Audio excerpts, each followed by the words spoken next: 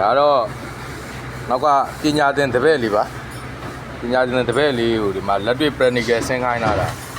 ဟိုအတွေ့အကြုံတွေရအောင်လို့ပါဆရာတွေဆိုတာဒီလိုပါပဲအနစ်နာခံပြီးတော့သင်ပေးရဒီလို့ဆိုတာတော်ရုံနဲ့မရအောင်နော်နာသုံးနာနဲ့မှရတယ်ဝါဒနာရဲ့စေတနာရဲ့အနစ်နာရဲ့ခံမှဒီလောက်ကတောင်းတော့အသက်မွေးဝမ်းကြောင်းလို့ရတာဟိုဘက်ကတော့တင်နန်းသားလေးတယောက်ပါ